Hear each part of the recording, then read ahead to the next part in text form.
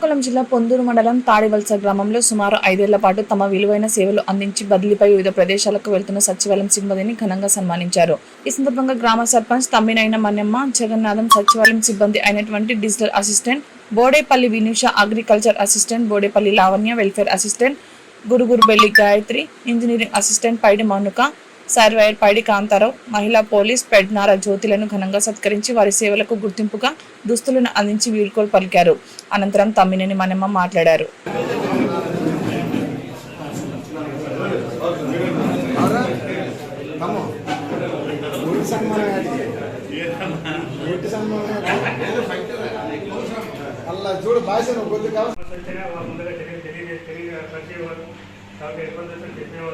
వాళ్ళు మా కుటుంబ సభ్యులుగా ప్రతి ఒక్కరు కలిసి ఉండేవారు.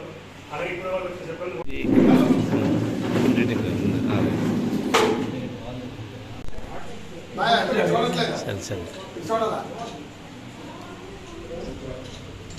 పరిశీలన చేసి చెప్తాం చెప్పేవారు.